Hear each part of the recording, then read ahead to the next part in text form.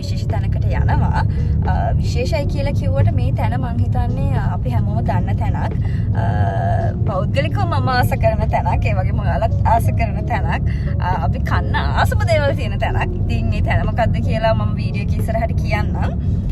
හැබැයි අද මම විශේෂ දේවල් ටිකක් try කරනවා.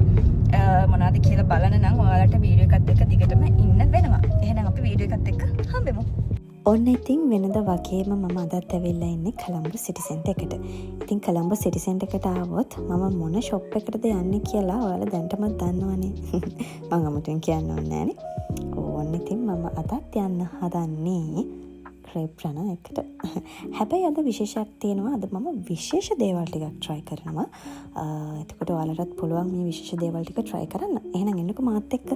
අපි බලමු අද මම මොනවද try කරන විශේෂ දේවල් ටික කියලා.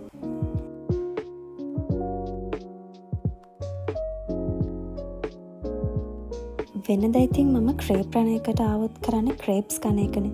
හැබැයි මම අද ආවේ නම් ක්‍රේප්ස් කන්න නෙමෙයි. ක්‍රේප් එකක් විතර කයි. හැබැයි අද මම ආවේ මෙයාලා අලුතින්ම ඉන්ට්‍රොඩියුස් කරලා තියෙන ඩ්‍රින්ක්ස් ටික try කරන්න. ඒ මොනවද කියලා මම ඔයාලට කියන්නම්. හැබැයි පොඩි වෙලාවක් ඉන්න වෙනවා. වීඩියෝ එකේ ඉස්සරහට මම කියන්නම් අද මම මොනවද try කරන්න යන්නේ කියලා.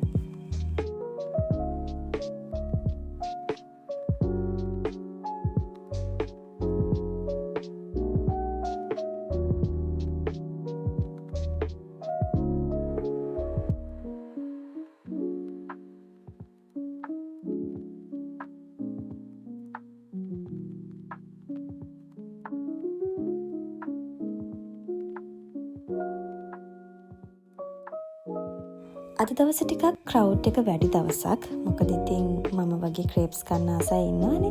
ඉතින් එතකොට මේ වගේ තැනකට ආවොත් එයාලා ක්‍රේප් එකක් කාලා යන්න අමතක කරන්නේ නැහැ. ඒ නිසා තමයි මෙන්න මේ විදිහට ක්‍රවුඩ් එකේ ඉන්නේ.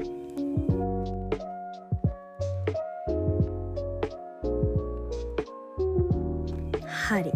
මම දැන් කියන්නම් අද මම මොනවද try කරන්න යන්නේ කියලා. මේ තියෙන්නේ අද මම try කරන ටික. මම මේ දේවල් ගැන එකින් එක ඔයාලට කියන්නම් මේ මොනවද කියලා. මේ තියෙන්නේ ග්‍රිල් තන්දුරි චිකන් ක්‍රේප් එක. මේ ගැන නම් මම ඔයාලට අමුතුවෙන් කියන්න ඕනේ නෑනේ. මේ ගැන ඔයාලා හොඳටම දන්නවා සහ දැනටමත් ඔයාලා මේක කාලා තියෙනවා. මම දැන් කියන්න යන්නේ මෙයාලා අලුතින්ම ඉන්ට්‍රොඩියුස් කරලා තියෙන ඩ්‍රින්ක්ස් වර්ග ටික ගැන. අපි එකින් එක බලමු.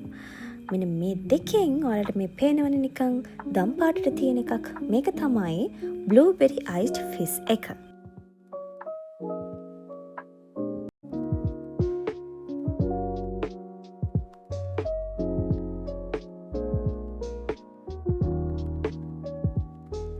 ඊට පස්සේ මේ තියෙන්නේ ස්ට්‍රෝබෙරි අයිස්ඩ් ෆිස් එක.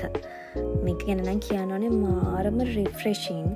ඒ කියන්නේ මාර ෆ්‍රෙෂ් ගතියක් දැනෙනවා මේක බිව්වට පස්සේ. මාරම රසයි. ඊළඟට මම try කරන්න යන්නේ මෙන්න මේක. මේක තමයි ක්ලාසික් අයිස් ලතේ එක. සාමාන්‍යයෙන් කොෆි ෆ්ලේවර් එකට කැමති කට්ටියට නම් මේක ගැන කියන්න ඕනේ නැහැ. සාමාන්‍ය ලතේ බොන කට්ටිය දන්නවනේ. කොෆි ෆ්ලේවර් එකට ආසයිට ඔන්න මේක රසම රස ඩ්‍රින්ක් එකක්.